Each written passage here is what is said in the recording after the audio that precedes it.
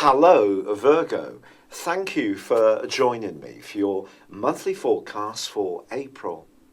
This is going to be a really unique month due to the number of planets that are being affected by retrograde movements.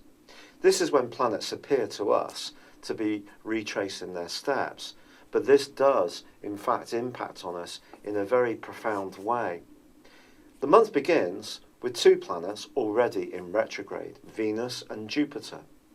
Now Venus for you begins the month in the part of your scope which is about business, shared finances, and even about more sensual intimacy.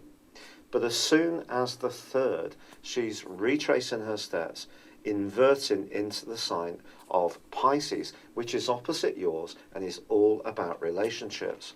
And I have to say, this month is going to be very important as far as relationships are concerned for you. But also on the 3rd, there is a quarter moon. This quarter moon occurs in the sign of Cancer, which for you is very much to do with friendliness and social interaction. But there could be one group of people or even one person who over the following week may prove to be a bit of a disappointment. Keep your guard up a little bit. There's going to be some cross wires this month, that's a fact, because of the retrogrades. But also, if there are some undercurrents or politics washing around, it may be something that you find to be less attractive. However, on the 6th, it's the turn of Saturn to go into a retrograde. Now, Saturn has been making his way through the part of your situation which is to do with your emotion, your home, your family, and this has been going on for about 2 1/3 years. It's going to complete this process in December of this year when it moves into the sign of Capricorn. But for the rest of this month, Saturn, yes, it's about structure and restructure, but it's also potentially about restraint and constraint. And it's forging a right angle with Venus for the rest of this month.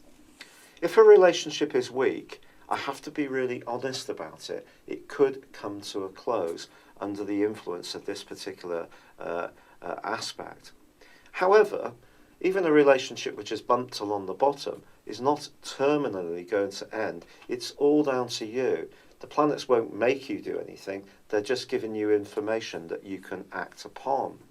But I do feel that you're going to want your relationship to be, with all people, very inclusive and very nurturing. And if that seems to be lacking, then your interest in certain involvements could start to pale. It doesn't just have to be in a romantic context. Also, your ruling planet, Mercury, is going to go into a retrograde on the 9th. But Mercury and Mars are in a sensational location for you in the first week of this month.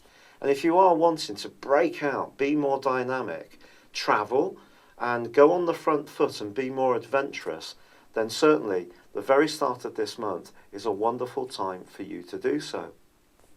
However, Mercury is eventually going to invert back into the sign of Aries, which occurs on the 21st of this month. And of course, whenever Mercury is retracing its steps, there are always complications.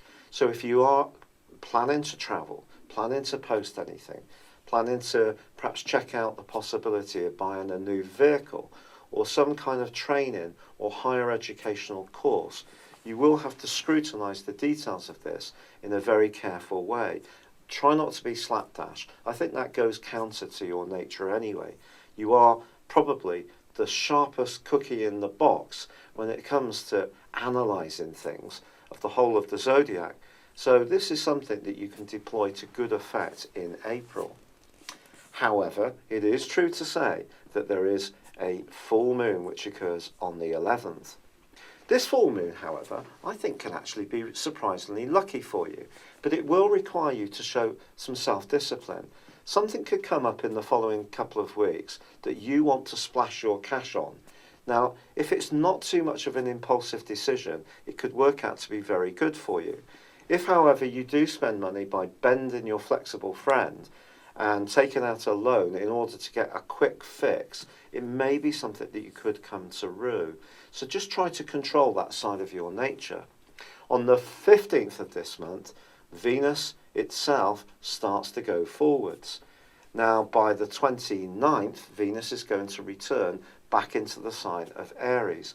But that interim period from the 15th to the 29th gives you an opportunity to work on that relationship, which perhaps isn't working quite as well as you would like. Your listening skills are going to be very important to this, and also avoiding, for us all, jumping to conclusions, making judgments on people. The more we try to understand that sometimes people's reactions are basically a result of their experience, their grounding, the way they've been nurtured. It's not always a personal thing, but it can feel very personal. But if you can keep an open mind and try to keep the lines of communication open, I really would do so.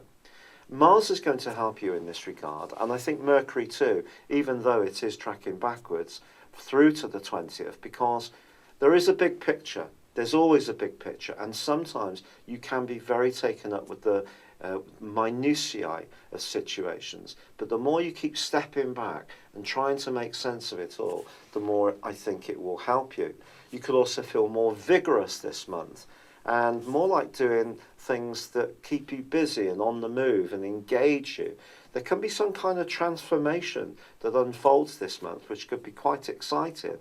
If there is someone you're drawn to, it may be someone with a very magnetic personality, but just be sure that the practical elements of this relationship will work. Again, that's Saturn calling out to you about where you live and how you're going to complete your relationships in a satisfactory way. Now, the 20th is very, very important. The Sun makes its way into the sign of Taurus, your sister Earth sign, and this is fabulous if you are wanting to widen your horizons. But also on the same day, Pluto goes into a retrograde. Now, both Pluto and Saturn retrograde for 5.5 months each year. For you, in terms of Pluto, he's been encouraging you since 2008 to take your talents far more seriously, which has been a wonderful opportunity. But of course, Pluto sometimes seems to push us to make changes before we're always ready. But you may need to think very carefully about how enriched you are in terms of what you do, how you go about things, how much you get from things. That is going to be a crucial issue, a crucial strand for the next 5 months. Now, there is a fabulous change on the 21st for you, because Mars moves right to the top of your scope, which is going to give you a huge surge of extra confidence and authority. Use this right, and people in positions of influence can sit up and take notice of you. But Mercury returns to the sign of Aries, and you need to be sure about where people are coming from. It's not what they're saying that counts, it's what they really mean. And maybe you need to reanalyze some kind of contractual situation which has got bogged down. By the 26th, there's a wonderful new moon in the sign of Taurus, and your desire to shake up your world and be a much more open to new strands and ideas is going to be very tangible. But then Venus returns to Aries on the 29th. And if you're fortunate enough to be building an alliance, either in business or in a more personal context with someone, this can be a wonderful green light to start moving forwards in a more progressive way after what will be for us all a degree of soul searching under the auspices of all these retrogrades and the Saturn of Venus square. Thank you for joining me. Good luck and goodbye for now.